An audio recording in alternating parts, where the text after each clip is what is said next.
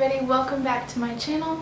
Last week I did a video on a week in the life, and today I'm doing a video on 5 ways to make your stuff last longer. So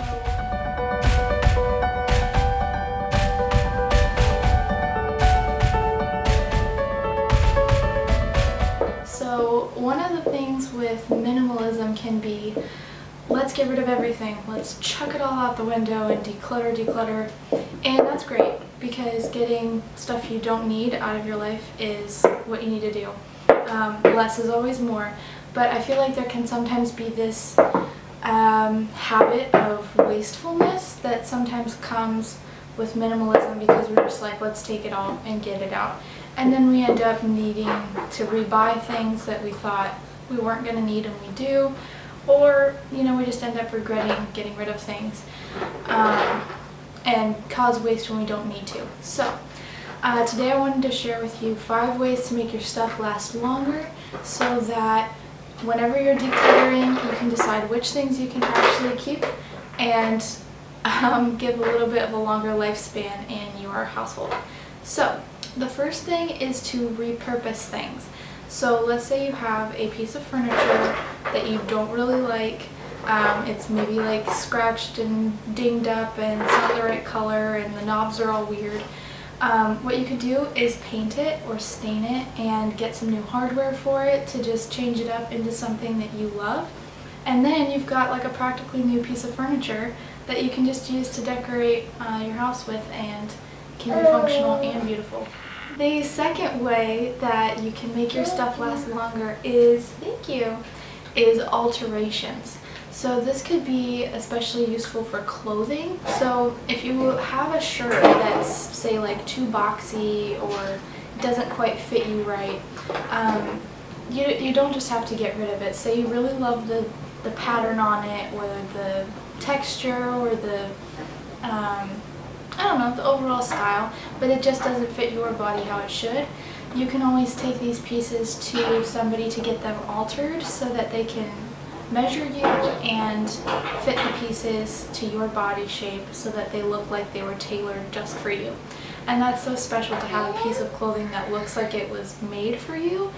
And it can't be that expensive as purchasing something newer or getting rid of it and purchasing again.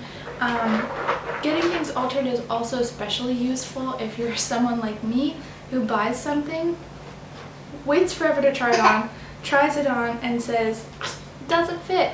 And then you're like, okay, I'll stick it in a bag and I'll return it. And then you look at the receipt and you're like, okay, I'm ready to return this now. And it's been like 2 months and you can't return it anymore.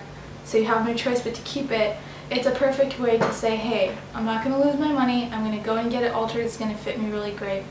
That's something that you can do. Number 3 is to use things the way they are supposed to be used. So a lot of times whenever people have items, she's counting because she loves the number 3. A lot of times when people have items and they're not used for their intended purpose, they'll actually wear away and break and get damaged and not be useful anymore simply from sitting still and not being used. A couple good examples of this are your vehicles. So if your vehicle is just sitting outside, gathering dust, being beaten by the wind, it's not being moved, the machine isn't working, and it's just sitting there, you're going to have problems with it when you go to start it and you're like, it's not starting. This is a dilemma. So with things like vehicles, camper, RVs, you know, I don't know, your phone, there's all sorts of different things that if used on a regular basis and taken care of and maintained, that they will last a long time as opposed to just sitting on a shelf and not serving a purpose. And let's be real, if you're not using it, you're probably going to declutter it anyway.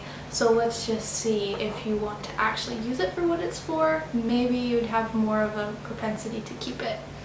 Number 4 is to maintain the things that you have. So this is kind of like using everything what it's for, but it's taking care of the maintenance of things. So for example, when you have a vehicle again, you're going to get the oil changed, you're going to put gas in it, you're going to get it detailed every once in a while, you're going to wash it, things like that. If you don't do that, you'll have issues like rust, or your engine's not going to start, flat tires, a whole plethora of things. So what you want to do is take care of the things that you have. So for example, furniture can be really good to just be wiping things down, be finding refreshing stains or waxes to protect them from getting scratched. With countertops, a great thing to do is to not put a scalding hot pan on your countertop. Always use a trivet or some kind of pot holder to set it down on, because if you're going to set a hot pan on a counter, it's going to bubble, especially if it's not like a granite or a rock countertop.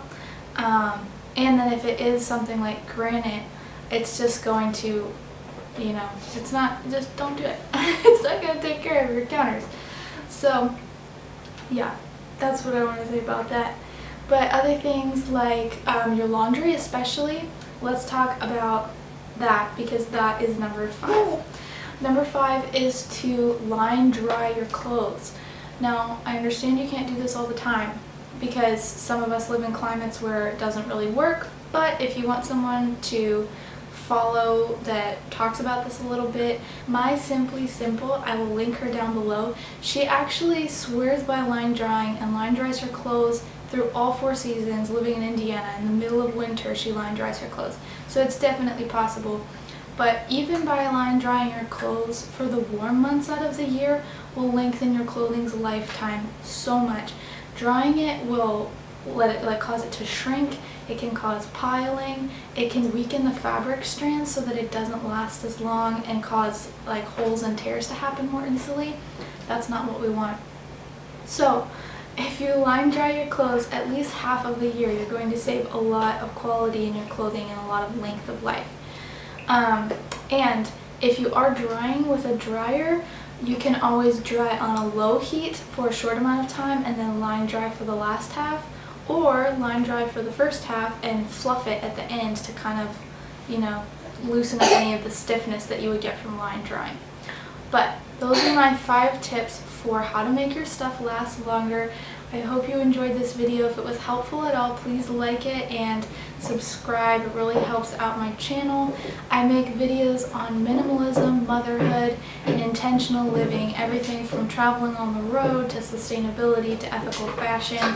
And if that's the kind of thing you're into, that's what I'm all about over here. So you can actually find the blog post associated with this video linked down below.